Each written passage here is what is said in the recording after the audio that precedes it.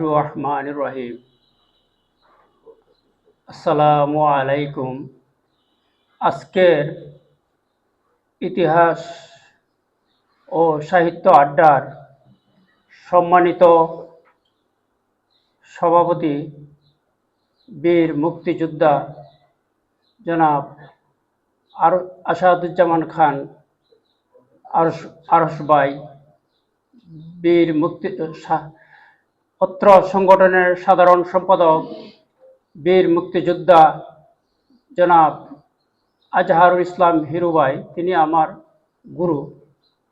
ওনার কাছ থেকে আমি অনেক কিছুই শিক্ষা লাভ করেছি এবং করতেছি। আজকের অনুষ্ঠানের প্রারম্ভে আমার মনটাকে যে আনন্দ নিয়ে এখানে এসেছিলাম ঈদ পূর্ণমিলনী অনুষ্ঠান করতে, তার প্রারম্ভে দিলু দত্ত, অমিত দত্ত দিলু,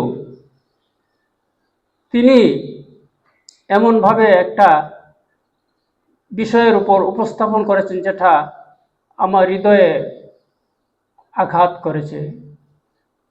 সামাজিক অবক্ষয়, দেশীয় অবক্ষয়, সমাজ আজ কোন পথে যাচ্ছে।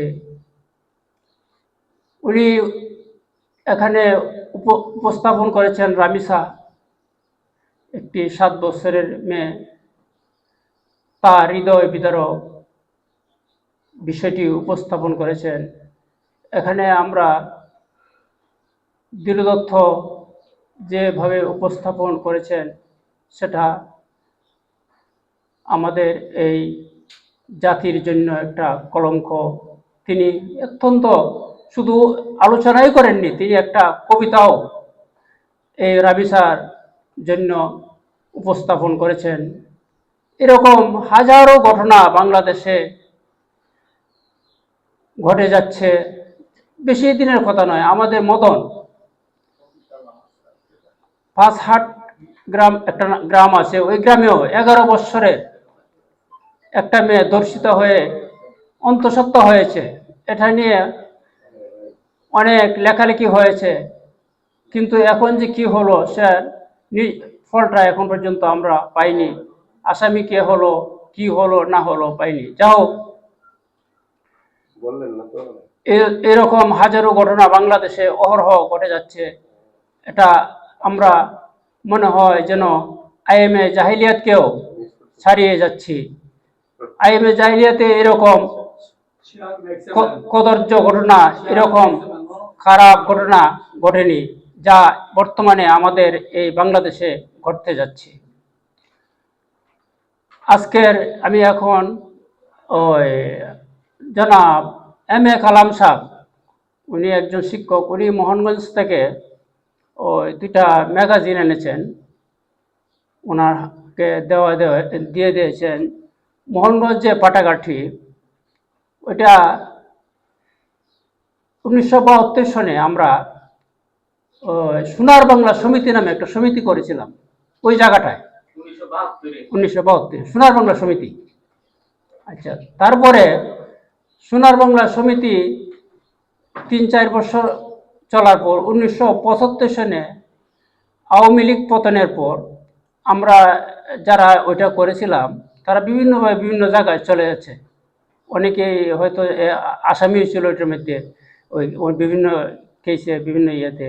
এরপরে ওইটা অস্তিত্ব বিলীন হয়ে গেছে। তার পরবর্তীতে ওইখানে মোহনগঞ্জ সাধারণ পাঠাগার নামে একটি পাঠাগার স্থাপিত হয় এবং আমাদের সময়ে যারা ছিলেন অ্যাডভোকেট লতিফুর রহমান রতন ভাই, ফজলুল হক মাসুম, কামাল পাশা চৌধুরী, আশুভাই নামটা এই মুহূর্তে আমার পূর্ণ নামটা মনে আসতেছে না, আশুভাই, আশরাফুল হক আশুভাই। তো আমরা ওইখানে ওইটারে ছিলাম এবং ওইটার ইয়েতে আমরা একটা নাটকও উপস্থিত করেছিলাম, কিছু খেতে দাও।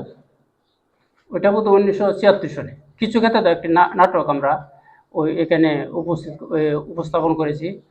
যাই হোক, তারা এখন যে এই পর্যন্ত ওইটাকে ধরে রেখেছে এবং আজকে এই সাধারণ পাঠাগারটি আমার কাছে খুবই গর্বিত মনে হচ্ছে, কারণ আমারও ওইটার মধ্যে ছোঁয়া ছিল এক সময়।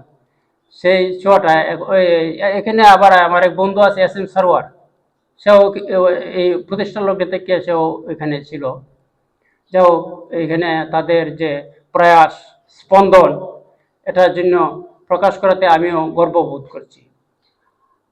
আজকের ইতিহাস ও সাহিত্য আড্ডার আমরা প্রতি মাসেই মিলিত হই।